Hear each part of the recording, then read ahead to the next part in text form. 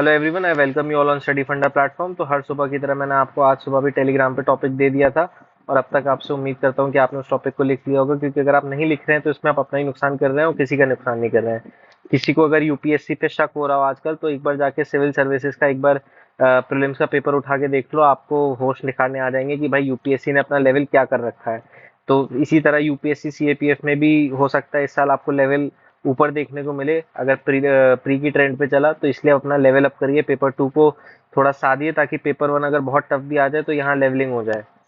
तो ये सारी बातों के बाद अब हम चालू करते हैं अपना टॉपिक, जो कि है old pension scheme versus new pension scheme.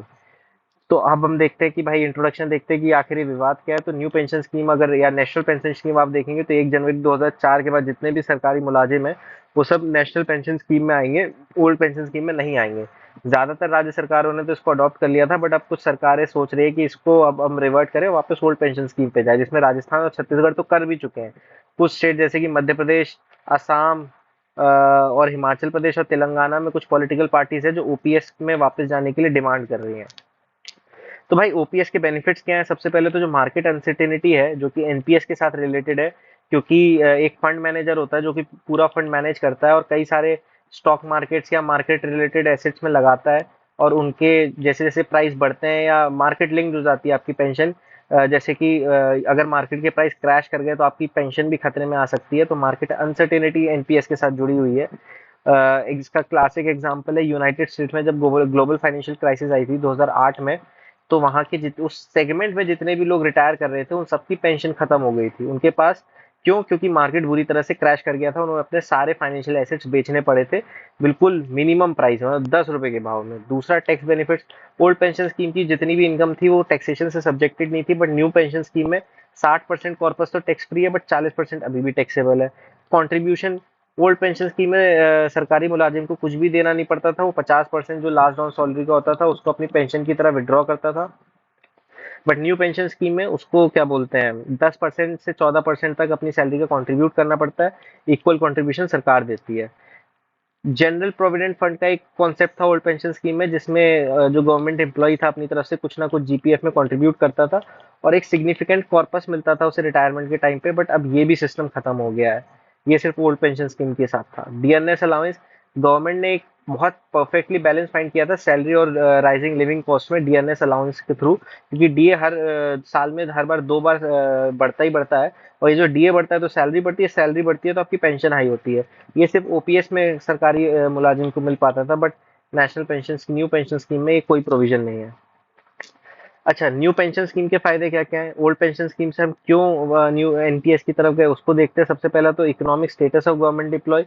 जो सिक्स पे कमीशन है उसने सब्सटेंशियली इंक्रीज कर दी थी बेसिक पे सरकारी एम्प्लॉयज की, ताकि वो पेंशन कंट्रीब्यूशन कवर कर सके। अब आप देखिए, बेसिक मंथली सैलरी एक गवर्नमेंट एम्प्लॉय की 25,000 है। तो ये वाले आर्ग्यूमेंट कि भाई जो गवर्नमेंट एम्प्लॉय अगर आप ओपीएस में नहीं जाओगे एनपीएस रहोगे तो उनके साथ अनसर्टेनिटी जुड़ी है, रिटायरमेंट के बाद क्या करेंगे, तो ऐसा कुछ नहीं है। उनका जो कंट्रीब्यूशन है वो भी सिक्स पे कमीशन ने कवर कर रखा है और बाकी उनकी जो इकोनॉमिक स्टेटस है वो भी अच्छा खासा है। जो वर्ल्ड इनइक्वालिटी रिपोर्ट है 2022 की, वो एवरेज मंथली इनकम जो बॉटम 50% पॉपुलेशन है भारत की वो 4,000 रुपए है। जहाँ बल्कि जो मिडिल 40% पॉपुलेशन है भारत की उसकी मंथली इनकम 14,669 रुपए कुछ है। तो अगर आप एक देखें तो एक सरकारी मुलाजिम की सैलरी वो भारत के 90% जनसंख्या से ज्यादा है। समझ रहे हैं आप लोग? तो फिर क्या जरूरत है भाई ओपीएस में और एडेड बेनिफिट्स देने की गवर्नमेंट एम्प्लॉइज को? अगला, पेंशन लायबिलिटीज। जो पेंशन लायबिलिटीज थी सरकार पे वो बढ़ती जा रही थी। क्यों? क्योंकि जो सैलरी थी वो सिक्स पे कमीशन ने बढ़ा दी थी। अब अगर सैलरी बढ़ गई है तो ऑब्वियसली बात है पेंशन भी बढ़ जाएगी, क्योंकि ओपीएस किससे रिलेटेड है? 50% लास्ट ऑन इनकम से। तो ये सब्सटेंशियल पेंशन लायबिलिटी बन सकती थी गवर्नमेंट ऑफ इंडिया पे। और अगर आप एक डाटा देखें कि जो पेंशन लायबिलिटीज है वो स्टेट गवर्नमेंट के 9% एक्सपेंडिचर के बराबर है। सोचिए पैसा कहीं और कितनी अच्छी जगह प्रोडक्टिव यूज हो सकता है। बर्डन ऑन द पुअर, जो बॉटम 50% पॉपुलेशन है वो 3 गुना बर्डन झेलती है इनडायरेक्ट टैक्सेशन का। अगर ओपीएस पे हम वापस चले जाएंगे तो ओपीएस को जो ओपीएस के लिए जो फंड आएगा वो कहाँ से आएगा? ये जो बॉटम पिरामिड है पॉपुलेशन का, ये लोअर 50% है, ये इन्हीं पे पूरा भार गिरेगा। और इसकी वजह से ये जो बॉटम 50% है फिर से डेस्टिट्यूशन और एब्जेक्ट पॉवर्टी की तरफ जा सकता है, क्योंकि ओपीएस के पैसे आपको कहीं से तो लाने पड़ेंगे ना।